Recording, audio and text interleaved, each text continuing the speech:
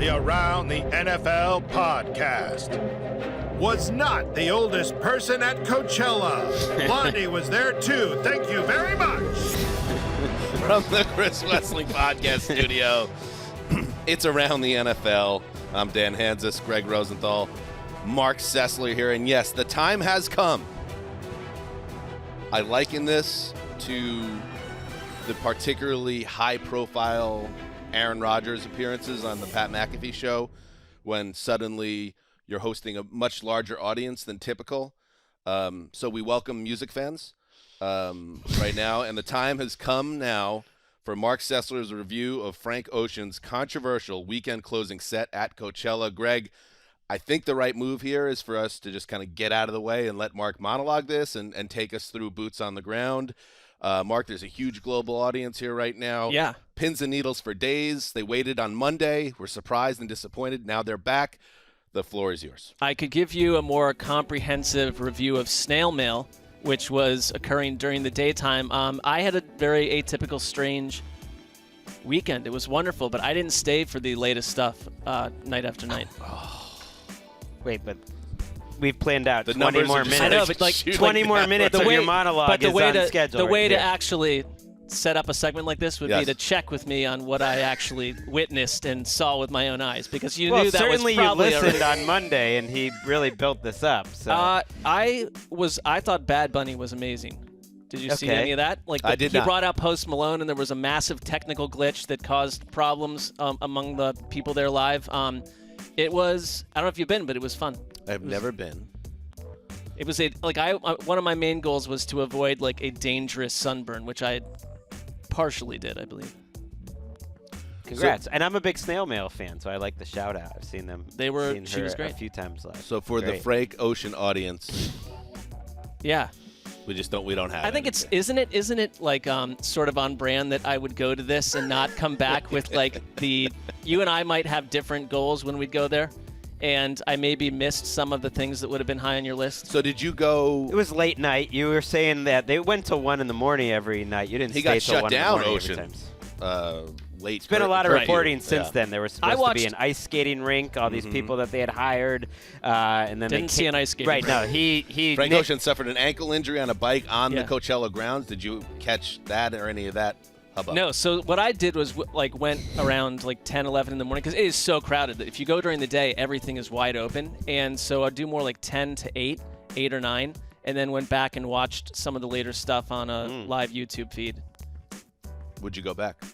Absolutely, because I think next time I'd know how to attack it completely differently. I was a total newbie early. What are your feelings on the youth of America? Is the future bright?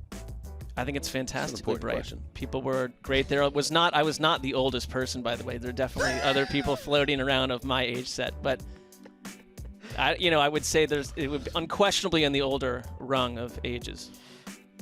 All right, Justin, did you have anything before we move on?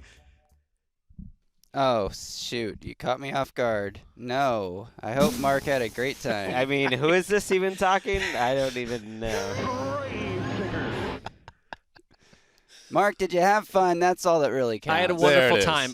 I'm sorry I cannot give you a completest review on each of the acts. No sweat. No, I mean, I floated. We built it up. We got the audience. Yeah. And they learned a hard lesson here. I think they did. Yeah. So did I. Next time I'm going to be more cautious on my return. Coming up today on Around the NFL. Oh, my God. Jesus, take the wheel. Take us to draft night. We're not there yet. We got more. We got more draft talk coming up.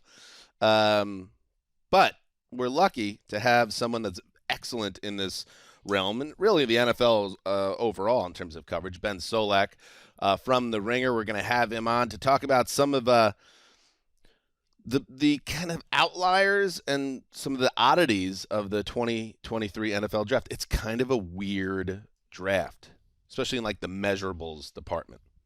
I think he also explains it really what he means by that, and what it means for the future of the draft too is intriguing. These are human beings, so we're gonna change the we're not going to call it the freaks of the draft, but it's kind of like, who's a little I kind of like different. that headline. Okay, Yeah. I like that. That's What a about, pretty like, good. Sort of what they are. Specimens. Let's go. Physical Yeah, specimens. guys who stand out a little bit. Maybe we haven't hit as hard. I don't know so about far. physical specimens. Yeah, You want just freaks. that sounds like it's something in a test tube. The freak show that is the 2023 NFL Draft. Look away, freaks. Yeah, this is a showman right here. Look away, slammer. Freaks of the 2023 NFL Draft. Not bad. I think you've got something to sing with there. They're hideous, Colin. All right, before that, let's hit some news. Purdy back. Time. Pumps. Now going to throw for the end zone. Wide open. Brandon Ayuk. Touchdown! San Francisco. Ayuk. Ayuk is on fire! Yeah, so is Brock Purdy. Oh! Monsters, all of them, breaking down the 2023 NFL Draft. You're a storehouse of concepts. Brock Purdy, he took the league by storm late in the most recent NFL season. Mr. Irrelevant, as he's known, the final pick in the draft, stepped in at quarterback for the Niners after injuries to Trey Lance and Jimmy Garoppolo and thrived. And although he suffered a serious elbow injury in the NFC playoffs, the Niners are very high on Purdy and see him as the future of the position, which takes us to a report from NFL Network's Ian Rappaport on Wednesday, who said that the Niners have fielded calls from teams interested in trading for Trey Lance. Rappaport added the Niners have not actually picked up the phone themselves to dial up any teams, but they have answered the phone when teams have inquired about his availability. Ian added, no trade is imminent, but, those things can change quickly. And they want to make sure Purdy's rehab is going well, but there's interest in Lance from other teams. Mark, you're back. So I'll tee you up. I know you are a big Purdy guy. Big 49ers guy, sneaky. Big 49ers guy. And Trey Lance was once the future. They traded up a huge amount of capital to get him. And this is the first kind of open sign that they might be looking to kind of cut ties and move on. I wouldn't be surprised if something like this happened. I think the big problem PR-wise for a rather Teflon John Lynch and Kyle Shanahan, extremely, they haven't really needed Trey Lance over these past couple years. They've still gotten deep into the playoffs, is after you gave up so much on a quarterback that has essentially barely been able to be on the field, it looks like today as a big of a quarterback whiff as you could find, and somehow that stink doesn't really stick to Kyle Shanahan and company. What do you get back for him? Because it's like there's no way for them to win that battle, and it's like, yes, you're at that point gauging and hoping that the small sample size you got from Brock Purdy is who he really is, because just the league is going to catch up. And it makes me think of our friend Chris Wessling when we got that 6-game sample size from Jimmy G after they traded for Jimmy G a couple years ago, and he looked like the second coming of Joe Montana, and then we got the real version of him, which was much more variable. Do you do all this, and do you go into next season after quarterback depth has been their issue year after year? Do you possibly move on Trey Lance and then go into next season with that quarterback position being like Brock Purdy or bust? It's Purdy, and then right now Sam Darnold. Greg, let me tee you up just by reminding people what they gave up to get Trey Lance. They traded with the Dolphins right before the 2021 draft. They got the number 3 pick in exchange for the number 12 pick that year, the first and third round pick in 2022, and a first round pick this year. So they paid dearly to get this guy. Right. It was essentially a similar trade to what the Panthers just gave up to get number 1 overall. That's what it cost. 2 extra firsts and then the extra pick, and you still gave up, the trade down in that draft. And we haven't seen him play. He's had 132 snaps dropping back to pass in the NFL, and half of them were in a monsoon. And so people like to throw out Lance's numbers. In that game, I watched that game. It was just forget about it. It was a preposterous game. And the other times, though, he hasn't looked totally ready to go in terms of his little regular season action. Made a couple nice plays. His preseason action, he's looked like a guy who needed development, which isn't surprising for a guy who didn't play that much in college and played at North Dakota State. I think you don't worry about what you get back if it's like reasonable. I mean, the Lions just traded Jeff Okudah, who was the number 3 overall pick in the draft. Just one draft after Lance or one draft before him, like the exact same, level, and they got a 5th round pick back and you move on. If they could get like a second for Trey Lance, I think they would take it. And I think the fact that Ian is reporting this and the way you framed it, Dan, I think was smart. The way Ian reported this makes you think like this is very much like the 49ers a year ago putting out similar reports that they're getting offers about Jimmy G. Now, maybe history is instructive there. Nothing ever happened. But it really feels like it's the 49ers who are putting up a little bit of a for sale sign here on Trey Lance, which would tend to make you think it spells the end of him. This is fantasy. It's fugazi. It's but there is like logic to that 2021 NFL draft, which started with Trevor Lawrence and moved to Zach Wilson, then to Trey Lance, top 3. Mac Jones taken 7 or 8 picks after that. Trey Lance for Mac Jones? Doesn't that make some sense? Trey Lance for Zach Wilson? I don't know. Like Fields was Fields? Oh, Fields was in there too. Yeah, and then Mac Jones at 15. Right. So I mean, that was when you look at that, obviously Lawrence is a hit. Zach Wilson is a bust right now. Trey Lance is, trending toward bust, but he still hasn't played enough. Justin Fields, the Bears think that's a big hit. And Mac Jones is this big question mark. I just wonder what Trey Lance's market is, because the things that he has working for him that, for instance, the Jets don't have with Zach Wilson, who I'm sure they would like to trade if they could, is Zach Wilson played a fair amount and not only showed that he was injury prone, he showed that he wasn't playing at a high level and then handled some things poorly with the media. Lance is still kind of a mystery on some level. Yeah, I mean, I think also the Mac Jones thing is interesting because obviously there's some connective tissue to Kyle Shanahan. I don't know how Zach Wilson would ever be involved in a trade for Trey Lance. I think you can still look at Trey Lance and say, untapped potential. There's a lot teams think they probably could do with him. There are tools there. He just had extremely light college experience and has extremely light NFL experience. So it's an unknown. I have a team that stands out, though, to me a little bit because it keep feel like we are hearing that the Texans are not interested in maybe taking a quarterback at number 2. You've got D'Amico Ryans, who knows Trey Lance. You got Bobby Slowick, their new offensive coordinator, who was the passing game coordinator under Shanahan and worked closely with Lance. They'd at least know what they think they're dealing with, and you could get them for cheap and then use those first-round picks to make your team better. That could make some sense. Like the Titans could make some sense. I mean, I don't doubt in any way Ian's reporting. So he's saying that they're fielding calls, and he's clear to point out they're not making them. Now, if you're Trey Lance reading this reporting, I don't know if you are that invested in the parenthetical that they're not making them. I think you see these reports and you're not too excited about it if you're Trey Lance. But I don't doubt that teams are making those calls. And I'm sure those calls are like, how low is this price, essentially? Because I'm sure a team like the Titans would take on Trey Lance if the price was like a compensatory 3rd-round pick. I doubt it's that low. And it's figuring out during the draft how low will the 49ers go? Like the Lions, for instance, again with the number 3 pick, I know it was a cornerback and is 1 year older. They basically were just ready to give away Jeff Okudah no matter what. They had decided that. Allen Robinson, who we'll talk about later. The Rams were going to give him away no matter what. I don't think the 49ers are at that point. I think they're closer to where they were with Jimmy G a year ago, which is if they don't get the right price, and I'm just going to guess a 2 sounds about right for them, then maybe they just hold on to him one more year and see what happens as a backup, because it's too late. That his peak value is gone. It reminds me a little of another Trey with the Hawks, Trey Young right now. It's like the value. It's too late to trade Trey Young. Different sport. I know it's not the same as the NFL, but in some ways football it's similar. Is completely different than basketball. In that case, it may not be. Maybe not. It really makes like if you were betting. Trey Cool of Green Day, his value was higher maybe in 2004. Now, what are you going to get? I'm just saying that if drummer. you had like bet of time. all the possible Mark drops, that things he said. It's kind of bizarre. That's the one that's been hammered the most on this podcast. It's got legs. Legs for days. Last thought before we move on, because we got to move, because we got Solak coming up. Butterfly effect, dog.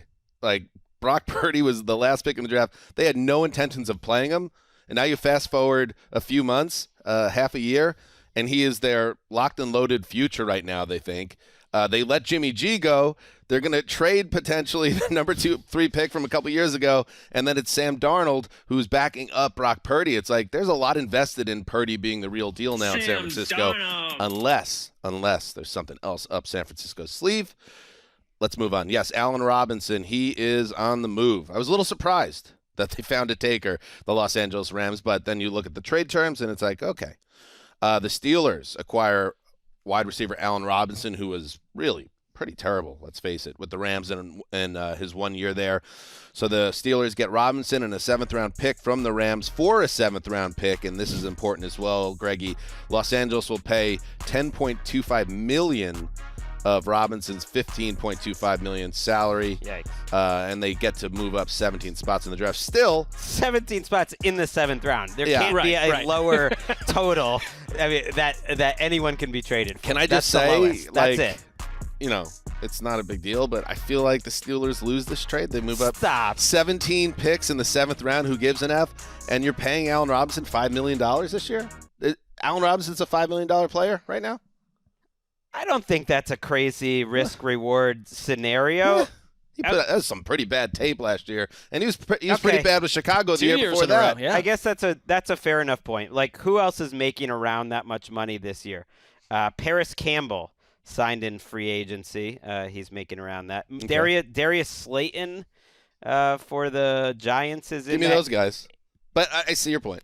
He's going to be their third receiver. They were very thin after Deontay Johnson and George Pickens. He's a little too similar to Pickens than me. Like, there's not that many of those guys out there. And so there was a huge drop-off after their top 2, so he would be their third receiver. It doesn't seem like a crazy gamble, but you're right, it probably won't really result in more than check out the graybeards, 500 yards. What wide receivers are still left?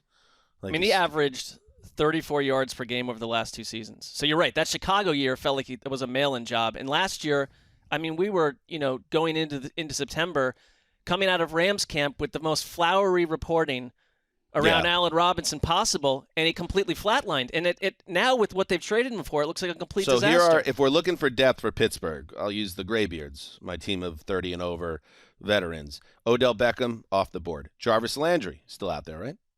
Yeah. Yep. Would you rather have Jarvis Landry? T.Y. Hilton still out there. Julio Jones still out there. Randall Cobb.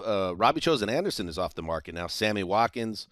Anyway, these are other options. Probably you can get it at cheaper cost. But I guess you could squint and say maybe, and the Steelers are good with wide receivers, they can unlock something in Robinson that wasn't there last couple of years. I mean, they're not asking him to be number 1, so. I guess I'm just saying, like, I'm not going to go nuts slamming him when he's making like a little more than Byron Pringle and Nelson Aguilar. That's sort of the level they're at. But you're right. The Rams were, I guess, just happy for anyone to pay any of his salary, which is telling. They just wanted to they just were paying to give him away, which is crazy. He appeared on our $10 million to give him away. He appeared on our show during Corona. Yeah. And his career went completely off the map very soon after. I'm not saying that they're related, but it's just a warning to players in general.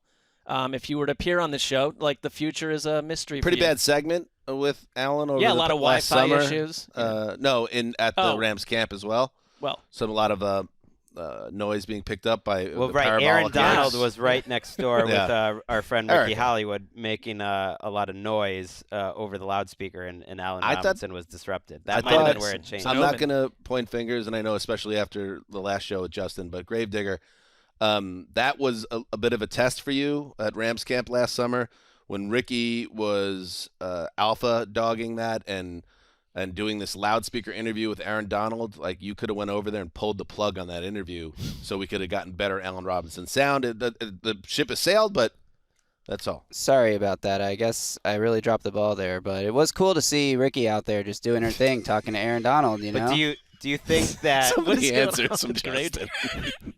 It's like a PR flag. But Erica is a wonderful former colleague of mine and a friend. It was good to see her. So you don't. She had Daniel Jeremiah on her podcast the other day. Put that on the fire. ATN story. Yeah. So just very good, shouting her out. We love Ricky. We love Ricky. Went to Australia. She did. Killed it. She tried out as a Rams cheerleader recently. I haven't heard the results of the tryout. We'll have to check in with her. I think pending. She saw Taylor Swift in Tampa. I know that's an important thing for her. If Taylor Swift closed Sunday night at Coachella, are you watching? Absolutely. In other news, this is cool. This is very cool. Damar Hamlin. He plans on making a comeback in the NFL, and he got into more detail in a press conference. His quote, "I'm here to announce that I plan on making a comeback to the NFL." He told reporters he's 25 years old. Of course, he had that really horrifying incident on January 2nd on Monday Night Football. He explained the nature of the cardiac arrest, one of those 1 in a million, 1 in a billion, whatever it is, hit at the exact wrong time that messed with his heart rate, and it needed to be restarted, obviously, and it saved his life. The Bills announced the safety was cleared for football activity, so the Bills are cool with it. Hamlin's cool with it. This would be one of the great comeback stories, and really not since let's see, what would it be? Alex Smith. Would there be more of a slam dunk comeback? I know it's a different sport. Slam dunk comeback player of the year than Damar Hamlin. I mean, we're months removed from wondering, like, A, if he would survive, like, B, if he would live a normal life, and now we're here. And it would be incredible just to see him on the field. And I think you're right that if you just pull the comeback player of the year odds off the table, because there's no second place opportunity for anyone to even survive in that contest. I think it got kind of lost that he was an important player for them, like a good, young, improving safety. They did bring back Jordan Poyer this year, but like he'll have a big role on the team. I mean, I'm sure I'm not the only one that's going to be somehow like seeing him out there you'll have mixed feelings. Like you're just hoping for the best. You know, how can you not think about what happened? But all power to him that he wants to play. He's ready to play. Absolutely. Best of luck to Damar Hamlin. That's what's happening in the news. Let's take a break and then welcome in Ben Solak.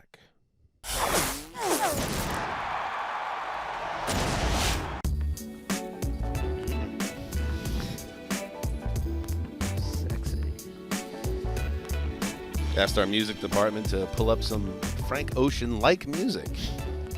How we doing over in the music department? Well, I don't know how much they have to pick from, but they've made it a selection. Joining us now is a man who knows his stuff. Here's the thing about our podcast. When we have a draft person on or someone that knows the draft, they are the real deal. So let's welcome in Ben Solak of The Ringer, who does excellent work covering the league as a whole, but also just obviously a stud when it comes to the draft season, and we're going to get things going with Ben. How are you, bud? I'm doing well. Greg, you're looking vibrant today. Just bright orange. Loving that. Thank you. Yes. Still Hawaii in my mind, wearing a nice Dole sweatshirt. But thank you for pointing our listeners to the YouTube channel. I know you're a big YouTube star. That's how you do it. We're trying to grow it there. That's so the check subtle out way. my sweatshirt. Right. Well, how did Dan and I look when you were in that front? Largely muted, largely grayscale. What is over your left shoulder right now? What does that say, Ben? Before we get into the outliers of the NFL draft. Yeah, so that's my whiteboard. It goes up a lot. Like Greg said, I do a lot of shows for The Ringer, and the whiteboard always got a bid on it. And for the past month, it's been Anthony Richardson no matter what. Ooh. Which when I wrote it, I didn't realize that Zoom was going to cut off Anthony Richardson most of the time. So I've been explaining this a lot. It's obviously a callback to the great Kevin Costner film Draft Day, and also my feelings on the top of the quarterback class. Okay, so we're going to get to the draft stuff, but I want to start there because this continues to pop up. And I think maybe Ben is someone who's active on social media and has a following. You are pushing this narrative that Draft Day is a good movie. Why are we doing this? Why are we pretending? Like, if we go back and watch that film. I still haven't seen it. I gotta in which check it Jennifer out. Garner plays a capologist. Tell me that is a good movie or just a movie that has football in its narrative structure and uses the real logos. That, to me, that's the only thing that movie really had going for it. Are you going to say that was a good film, Ben? Absolutely not. Not a good film by any stretch of the imagination for 358 days of the year. Now, is it a nice centering experience to hear them, like, make these, like, all of the memes, all of the tropes, right? Where it's like, ask me if anybody went to his birthday party. Oh, you should see how far he's throwing the ball. Like, it just reminds you that, yeah, everything we talk about in the NFL draft, if you were to just put it, like, get a third person view on it, you realize how bananas this entire process is, how all of this is contrived. It's all made up. And that's why draft day is fun to watch. All right, maybe I'll revisit it. Let's talk. Wait, but I want to know if Ben is aware, because Ben was probably 14 years old when it came out, that one of the three hosts here had a pull line used in the promotions of the movie, and the line was full of heart from start to finish, dash Marc Sessler. And it was literally in the trailer of the movie, I believe. Can I literally just give a little bit of backstory to this? Because I had gone You're to part see... of history. You're part of history. I had gone to see... I learned a great lesson. And as a younger person yourself, I hope you would not fall into this trap based on this parable. But, I was at my parents' house in South Carolina, and it was well into the evening, and I had a couple of glasses of wine in me, and had at some point offered to give a review to the PR team of Draft Day. In short, they called me on the phone, and I read something that I had written, which was a little too flowery and maybe a little too they pulled one line out of it, and suddenly it goes national with me glowing over Draft Day, and I've never lived it down, so don't follow in my By the way, path. too long didn't read. Mark was drunk when he gave that quote. Is that accurate? No, I would say heading there. Appreciate the summarizing. Yeah. And I've said it before. We're going to get to it, but now we're on this Draft Day thing. We were there at Radio City Music Hall when they were shooting scenes for Draft Day. Yeah. And I'll never forget the panic when they were looking for Frank Langella, who played, I think, the owner maybe of the team. And they're like, "Where's Frank?" The owner of the Browns. Come on. Where's Frank? Where's Frank? And Frank Langella was wandering down Broadway, and they had to send a PA to track him down so they can get the shot before the draft started. Little inside baseball. Imagine if they had not gotten that shot. Imagine. Langella. All right, enough of this. Would have lost the whole show. Let's get to it, Ben. Should we start Richardson? Yeah, we should. He's like he's the ultimate freak. Anthony Richardson, no matter what, the Florida quarterback, and you are obviously, based on the whiteboard, a huge fan. One of the heaviest QBs ever to test at the Combine and scored off the charts on all the measurables. And do you say, Ben, because of that, because he's such a athletic freak outlier, that you got to take a chance on this unicorn? Yes, but also no. I think that the most important thing to say in the Richardson evaluation, when you talk about him, is that while he is a project, right? He does need development. He's got rough edges. He needs work. He is not nearly like the raw ball of clay, a year away from being a year away. He's not that caliber project. There's shades of gray. We love to go like either a guy's a project or he's ready to play.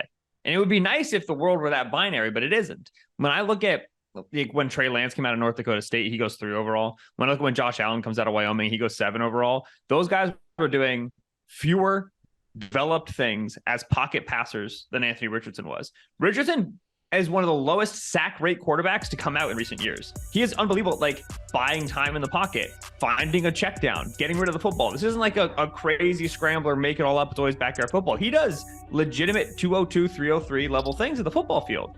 He's only started 12 games, so he's not complete. There's inconsistency, there's easy mistakes, but it is not challenging to see the final form of this player in terms of the actual, professional top button quarterback stuff. And then he runs a 4.4 and he's 240 pounds. He can throw the ball 60 yards. And so now we're describing a truly elite ceiling. Not saying he's going to make it. Not saying he's going to be Josh Allen, but saying that the idea that, if you take Anthony Richardson, you're going to lose all your games in 2023, and then maybe by 2024 he's ready. I don't subscribe to that. I see a player that going to need a little bit of time. The first couple starts are going to be rocky, but I could see you getting a functional NFL offense out of him very quickly. And you guested with Danny Kelly on the PFF mock draft, and you had the number 1 overall pick for the Panthers, and you boldly just took Anthony Richardson and mentioned a lot of the stuff that you just did. I do wonder, though, because Bryce Young obviously is another outlier in terms of his size, his weight, and how you project that over the course of time in terms of durability. When you made that pick in that situation, when your mindset, is it pro Anthony Richardson, or is it also mixed with concern as if, in that case, the general manager, a coach, taking on the Bryce Young project beyond the stuff you like about him? Yeah, it's a mix. It certainly is. The way I like to talk about Bryce Young is this. I love watching him play. Great player. Awesome dude. He's an inspiration. He's sick. He's so much fun. Can't wait to watch him play for somebody else. I'm so excited to root for him. when somebody else takes the swing on the 5'10", 200-pound quarterback. Do you feel awkward at all as a slighter, shorter man to talk about a prospect that way? Extremely so. I did our big Bryce Young scouting report video for the Ringer this week, and literally like in the top minute, I go, now I understand if people are frustrated about a person my size complaining about Bryce Young's size, because it really does feel like a very small pot calling a larger kettle black. But that's the reality of it is I'm not trying to play the NFL. He is, right? And for Young, the size in terms of shortness is a concern. Ability to see over the middle of the field, the way it affects his dropbacks. The size in terms of slightness is a concern. The durability, the hits. He plays a style of ball that invites a ton of contact. And you have to be concerned about the body armor, the durability, how long he can sustain his level of play, 5, 6, 7 years. I think that like Young has already succeeded from an outlier perspective in his size by playing as well as he did in the SEC. Like he's already shown that he can handle it and he can get it done. He can achieve at this lower size at the college level. Now he's got to do it again at the pro level where everything gets ratcheted up a couple notches. It's a very, very thin eye of the needle that you're trying to thread. To me, I don't know if I'd want to make the pick. Right. And it sounds like he's got to go first, and they're not going to be that worried about it. And he did take lots of hits in the SEC, but to stick with Richardson, one last thing is like, I don't think he's been overhyped. Like, I've been getting some grief on Twitter that I have a type in terms of quarterback prospects. Is like there is no other type that's like Anthony Richardson coming out in the draft. Cam Newton is the only one that could compare physically in terms of what he can be as an athlete, but he might have the best pocket presence in this class, and so that's why he doesn't seem like he's that big of a risk. I think he has a high floor. Maybe he doesn't have, and he has a high ceiling too, but maybe he doesn't reach that. But his like inaccuracy doesn't seem that bad to me. They were just throwing down the field, and for the most part, he was accurate enough. And my type is like athletes, but it's also pocket presence. Like Phillip Rivers is my favorite quarterback just about over the last 20 years because he has insane pocket presence. And Richardson has that, which is like you kind of can't teach that. He moves around and makes time in the pocket. So that's like two things. To me, it's hard to imagine having those two things and not succeeding. And he's the ultimate freak. He would be the most fun person to have in your team. That's all. Mark? Absolutely, I would agree with you. Oh, I didn't know if you had. Oh, I have someone that I have been fascinated with, and I heard you talk about him a little bit. It's Darnell Washington. When we talk about a physical freak, 6'7", 264, and just when to watch some of his tape, just the way he appears next to other human beings, even very large human beings on the field. I guess the question is, because there's no doubt that like he would absolutely be a tantalizing idea for scouts, for coaches, and what you might turn him into. Do you think that he can come in and be highly productive as a pass catcher after what you've seen on his college tape? Not in year one, because right now Washington is a guy that in order to produce, you have to funnel him targets. You have to choose to throw him the football. He's really good yards after the catch, right? He's really good turning a shallow pass into a big long run. In terms of his route tree, in terms of how he addresses the ball downfield, he's in need of development. The reason's because Georgia had him and Brock Bowers, who, if you don't watch college football, Brock's about as good as it gets for a college tight end. He's unbelievable. He's going to go very, very high next year. And so they let Brock be the receiving tight end, and then Washington would stay in and block, and occasionally they'd leak him out, use him on play action, and then he'd get a catch here, a catch there, become a stampeding Tyrannosaurus Rex after the catch. But it's not like he just got a ton of reps and a ton of opportunity to develop in terms of a true pass catcher. So if you draft Washington early on to get him to produce in the passing game, you have to decide, okay, we're running a Darnell Washington play. Hopefully, over the time he plays in the NFL, being a plus blocker for you, he's a weapon in the running game, so he can lead block, right? He can be impactful in space. And then with those catches that he gets in the design game, he starts to grow his route tree more downfield, more mature route tree that you tend to see from NFL tight ends. And now you got a stew going. I mean, now you're cooking with about as complete of a tight end as you can get. He's very, very exciting. I'm increasingly becoming accustomed to the idea of him going at the back end of round one. I think if you talked to me like 2 or 3 weeks ago, I would have said, no, I don't think it's happening. The closer we get, the more it seems like there's a couple chances for him to go late round one. I think by pick 50, he's gone. Well, you brought up, his playing time, and you kind of have to look deeper when you look at that Georgia roster, like why you're not getting them any snaps. And so when I think freaks or size outliers, like they have two more in this draft that we could talk about. Nolan Smith, to me is like a prototype that we really don't have in the NFL. Maybe it's Hassan Reddick. Maybe the way that defenses are now playing like 5 defensive linemen, essentially like 5-man fronts at the same time, and the 5th guy is like sort of defensive lineman, but not really, and that's Hassan Reddick. That could be Nolan Smith, who just seems like an insane pass rusher, but is just incredibly light. And then also you have Jalen Carter as your number 1 overall player. And he's a freak in terms of his talent, in terms of what he can do at that size. And we haven't really talked about Carter that much other than the off-field stuff. So I guess between those two, I'd love to hear like why you do have Carter first and kind of taking away the off-field stuff, because he's also a guy that hasn't ever played more than 400 snaps in a season, which is wild for a guy who was the presumptive number 1 overall pick. Like why would he be that high without seeing him on the field as much as you would want in Georgia? Yeah. I'm just like moving my hands around a lot. There's no way to talk without hands. It's never been done before. Greg's like a 74-year-old Sicilian grandmother, like in the kitchen. Yeah. Go ahead. Nah, my family is Russian, right? Russian immigrants, and just always everything. And so all the time I'm on pods, and you're hearing snapping and clapping in the background because it's me imitating my mother. Carter and Nolan Smith, man, I don't know what they feed him in Georgia. It's unbelievable. I like when you talk to college people who like look at recruiting, they say the biggest difference between Kirby and at Georgia, Nick Saban at Alabama is Saban kind of recruits guys who get good height, weight, speed, and then we can add mass to them, we can develop them. Kirby just drafts guys who just move differently than everybody else moves. He just scours the country, finds the 10 guys who can't teach it, and gets them all in a Bulldogs uniform. So with Nolan Smith, this is the sort of body type and athletic profile that years ago was going to be carrying 230 pounds, was going to be playing wide receiver. Instead, now he's carrying 240 pounds and he's playing edge, playing pass rusher. The enthusiasm that this young man has for defending the run at this size is really sick. I mean, it's awesome to see, and it gives you hope that he's going to be able to hang on the edge of the NFL level. You bring up Hassan Reddick, Uchenna Nwosu, who longtime Charger, now with the Seahawks, is another example of he's going to stand up, he's going to line up super wide away from the tackle, he's going to be impactful pass rusher. Can he stay on the field for all 3 downs? Can you put him on the field on 1st and 10? That's the big question with him. And with the way he plays the run in the SEC, I think you can, but I'd be holding my breath. I mean, really, those first couple weeks, watching him in training camp, you're really hoping that he's got that stuff. He's going to be at about a 80-pound deficiency to the guys he's playing in the running game. So it's scary, but he's got encouraging film.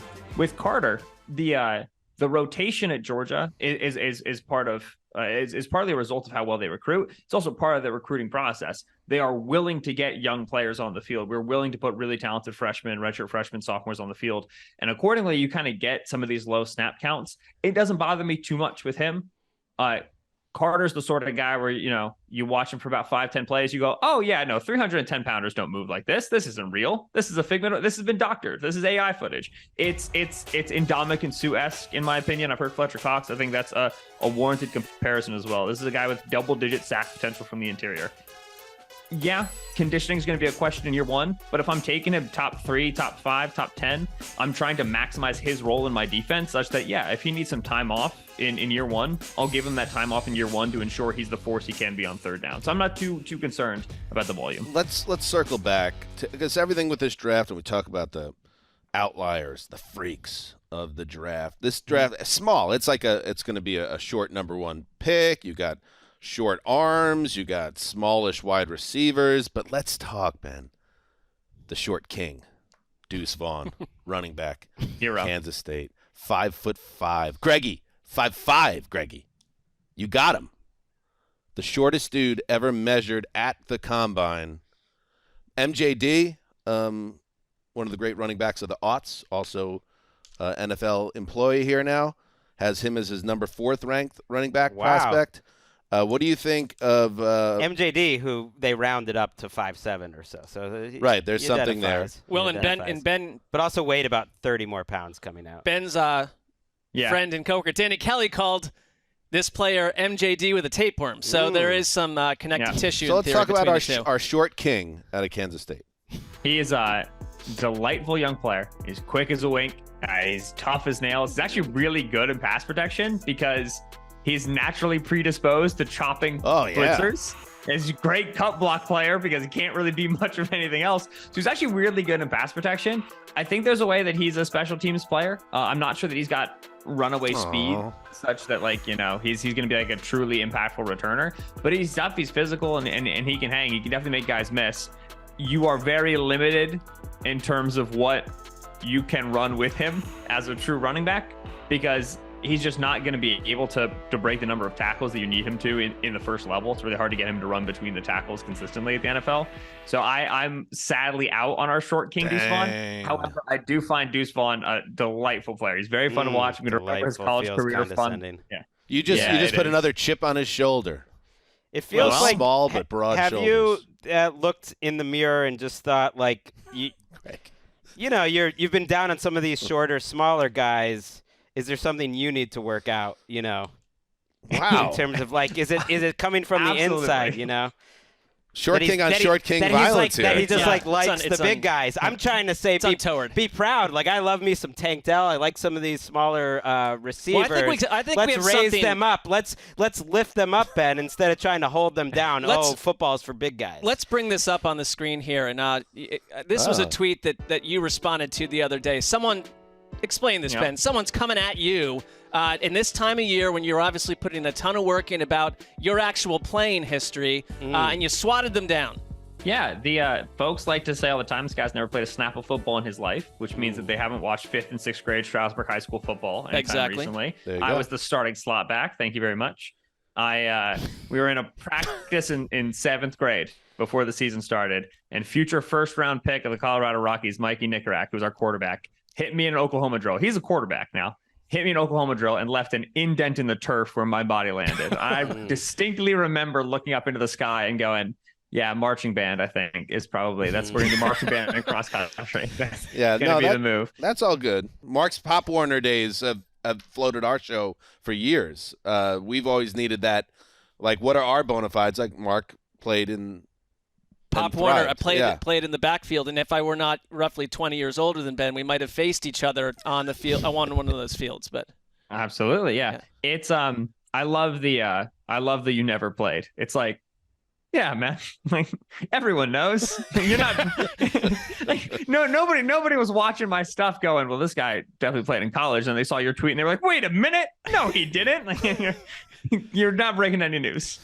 Do you have a favorite of those small receivers? Do you any of that you like? Because you mentioned I think there's 9 that are under 180 pounds in this draft, which is just crazy. And there's guys like Tank Dell, who's probably going to be a day 2 pick, but which is like 165, which is just another level. Yeah, if I can sneak Zay Flowers in there, the young man at Boston College is 182. Love a Zay Flowers.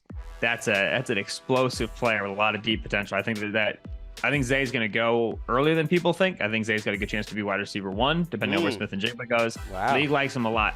The Patriots have met Zay Flowers' third cousins at this point. Like, the Patriots scouting staff has just lived with Zay Flowers for the last month. It seems like he's a legit option there in the teens.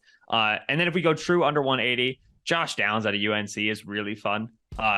It's always cool to see a smaller receiver be really, really effective in contested catch situations, which is what he is. He's got a great knack. He's got a great eye for the ball. Very, very shifty. He's just a slot. They're just all slots at the NFL level. And the slot position is moving away from small, speedy guys, and it's moving towards big guys who can contribute in the blocking game and can contribute in the running game. And so it's just harder to find homes for these dudes than it was 5-10 years ago. One little note on Zay Flowers. Today, he is actually working out with Patrick Mahomes. The Chiefs brought him in for that specific reason. I know they'd have to move around to get him, but that would be juicy. Indeed. Oh, I love it. And we'll end things with this, a tweet from earlier today from Benjamin Solak, where you could follow him on Twitter.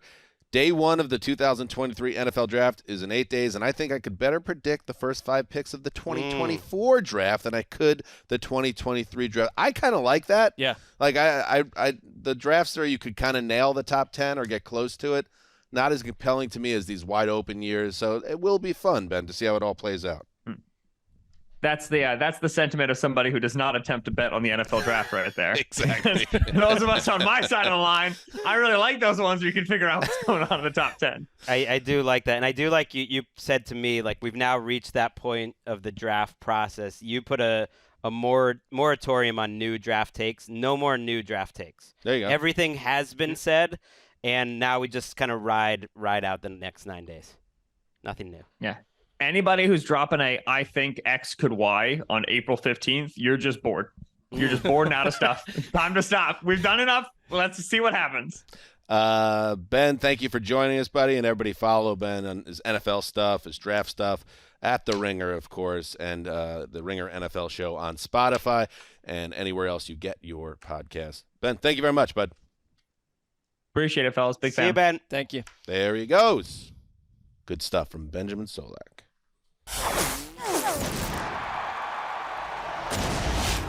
You know, we've been like doing this show a while when, people we have on were in their teens when draft day came out. I don't really know that, but that would be my guess. I don't know where he's at. I think mid-20s. He's 26, I believe. Let's just say Ben is most likely younger than us, and perhaps significantly so. But he knows his stuff, and there are people that will. And speaking of which, here's a plug. Mark, you have your mock draft coming up. Justin Graver, our producer, kind of made his big arrival at the draft last year in terms of our universe. Absolutely, yeah. By competing with his own mock draft that he really did well. Yes. And now what we have here, Greggy, and they are different sports, but there's a bit of a magic bird thing going on here now between Graver and Sessler in terms of the mock draft coming up this next week, so I'm very excited. I don't know if I'm magic or bird in that scenario, but if magic or if one of the two were massively detached from the pending results, that would be books will be written about myself. this. Documentaries made. It's definitely missing, kind of one component, which I think was a factor in the whole magic bird thing. Right. The racial God-given component's talent, not here, but or any talent. Yeah. Yeah. That could be it. Yes, we're missing the racial component of this Just saying mock that really draft rivalry. Took the most correct comment took it to another level. Yes, Justin. I've been putting a lot of pressure on myself to actually do well this year because I feel like I did pretty well last year. 10 team player matches would have tied for first, according to the Huddle report that grades all the mock drafts. Humble brag. But now I'm like, if I don't live up to those expectations I've set for myself, I'm going to be very disappointed. And it's an unpredictable draft. So we'll as see how it someone goes. who I think nailed maybe one pick last year, I will tell you that you'll wake up the next day and life continues to forge on. But you've said, Mark, I don't know if this is still the case a few weeks later, that you've been reinvigorated by the draft process this year, which makes me think you might be ready to deliver your masterpiece. I will. I could say that I think that, as Ben was saying, if Ben Solak has done thousands of hours of work and does not believe he could even do a better mock than just simply guessing next year's draft, I think that's an ominous roadmap for myself attempting the same process. But I think that also says anyone can, like my mom could do one of these and probably get in the top 5 thing of this little You just gave me another idea. Yeah, we had my mom Can we do get your mom to do a Absolutely. mock draft? Absolutely. It would seem like the harder thing or the more useful I think it's for thing my mom. would be knowing which players are going to be good at football at the NFL level. But you can't really do that immediately after the draft. You can't really. No one knows who is actually good at doing that. They don't know. So Greg. Graver wins. They don't know. I'm going to be kept up at night about the missing racial component of the mock draft. I'm just saying you're expecting it to take off. That's sort of the unsaid Right. Larry, bird magic thing. Right. I don't think it would have taken off in the same way. 2 whites takes away some sizzle here. Hey, speaking of which, you got a big announcement. What day are we dropping your mock, by the way? Do we have a plan for that? I'd love to know. Wednesday? I'd also love to know the answer. How about to next that. week? The whites are at it What again. day next? Obviously. Later in the week. Let's go later in the week, please. Obviously. Next Monday? No, next later. Next in the Wednesday? Week. Sure. That's the latest we can go.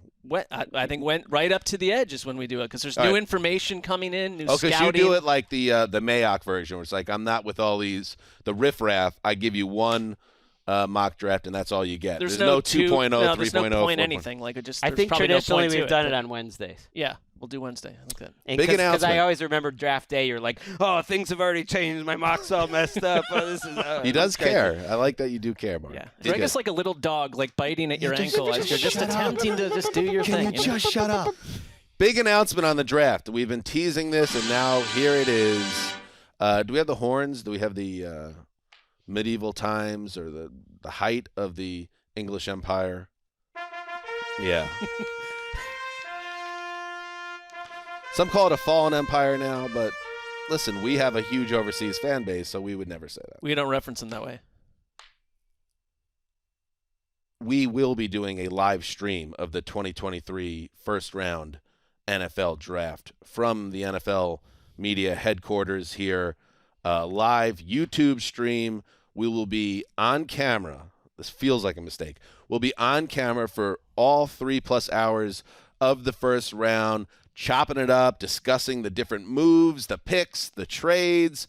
We'll have, obviously, if you're familiar at all with the Friday Fun Show, we'll have a comment section. We'll have we'll interface with our listeners/viewers, as well as other fun things to come, which we should be planning post-haste. But that will be a component Some as well. guests hopefully will be coming Guests in. dropping by if Sitting with we us. can It's book kind of like a anybody. hang. It's a hang. Like we're still got anyone who's the audio only. We're still doing the podcast afterwards, recapping Yes. round one as we would always do.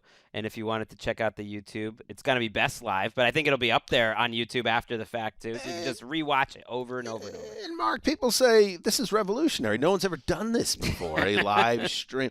And that's just what we are. We're innovators. I think from a technological angle, we've always been aggressive, and this is another example of that. It's like, have you ever wondered what it'd be like to just hang out with us as we watch the draft? Ah, they're just like regular guys. It's like hanging out with guys at the bar. That's the talking show right football. there. That's the show. Do we do the thing now where we brag about not going to the men's room the entire time? We just sit in No. the chairs for 3 No. hours? No, I will be using the lavatory multiple times. Okay. So many times. Come and So go, many times. As we please. See, All that's one of the things about Dan when you watch games with him. You're just like, what is Where's happening? Dan? He He's missed the entire AWOLing. third quarter. right. Irish goodbying. He had halftime, and he's still gone. Is he okay? That's what separates our show. We're in the bathroom all the time. It's very different. It would be mean, it would these be a lot guys, of fun. it's like they're just buddies. It's like that's the show. It's too many drops at this point. We haven't done this though. It will be a fun time to hang. I am looking forward to it. Here's my pitch to the audience, because we really want you to join us, the listeners. It could be really good and fun. It could be really bad also. Yeah, what if we get like 38 minutes in and we realize this is Ishtar? This is a complete That's what I total mean. flop, Like if right. we're all of a sudden doing our version of draft day, we're in, Yeah, and it you get could- to see that. Although it could be like Dan's surprise birthday party that Emily threw. Dan could just be like, "No, we're ending this." Can we do deuces if we don't like the flow? Like, I if think it's so. just- I think so. I don't know if you get to do that. A pandemic Well, we Zoom call decide. you can parachute out. It's not on NFL Now or anything like, or NFL Plus or anything. So it's like we're running. It's it. our call. That could be part of the dramatic tension. Will we get to hour I 3? do like that. The shadowy league figures seem somewhat invested. Here it is. Look at this. From April 8th, 2014, Draft Day's official Twitter account. I wonder if that still exists. Draft Day movie. I guess it does. Marc Sessler, NFL, # Draft Day, delivers on the great tension of the NFL draft. Oh, there's full of our. Get your ticks. Boom. What a I am disaster. absolutely retweeting this with no context. And there it What is. a disaster. Full of heart D- from How start about do not, Greg? to finish. Marc Sessler, NFL.com, around the league. That was the beginning of my break with Twitter, roughly a decade ago. Wait, when is it? Are you broken? You're no, I mean, still I just together. I lost interest in it, and it was because of that and the resulting. So thanks for retweeting that, Greg. If you're gonna be finding that right now, appreciate that. What happens to these Twitter handles when the movie's long gone? I guess it just. Oh man, Dennis Leary was terrible in this movie. Got to still be there. They've got a retweet of Rich, who had Garner, the capologist. Costner on. Oh, they put P. Diddy in it. What a mess. Anyway, all right. was meant to be the Bills before the Browns. That's right. Yep. Oh, yeah. The other thing is, how could you ever get behind, as a sports fan, any movie that opens with the Seattle Seahawks, defending Super Bowl champions, have the #1 overall pick? Get out of here. Yeah, there were some What are we doing here? I'm going to find this. There is a column somewhere Wait, on what do you mean? NFL.com where, Dan, you and I both gave our viewpoints on it. And I know that you've recently come down so hard on it. I want to go back and see what you wrote, because I thought you were a little bit closer to the middle. And I will I'll drum up my results. On Perhaps a little closer. That was a NFL.com. It was a fresh review. I remember our boss at the time was very pointed in, hey, you can't kill the movie. We have an investment here. Sort of an absurd written product if we can't give an actual review. But if we could track that down, if you read that back and forth, because you weren't over the moon about the movie until you had the glasses of wine. No, but it's been advertised as if I consider it to be like Apocalypse Now or something, which is not the case. No, Greg, the Seattle Seahawks in the film are the defending Super Bowl champions, as I think they were in real life at the time. I see. And then they were they had the number 1 overall pick. Well, I mean, the Seahawks have the number 5 pick here after the first round. I'm just saying that. I don't think that's ever happened in the history of the sport. Bit of a stretch. Anyway, all right, that's it. Anything else? Live stream next Thursday night. Huge. Mega, 8 p.m. Eastern or something like that. Be there. Seriously, be there. And heed the call.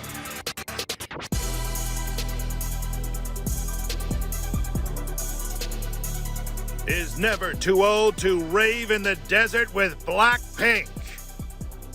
Doesn't know what a Blackpink is, but that's not gonna stop them, baby!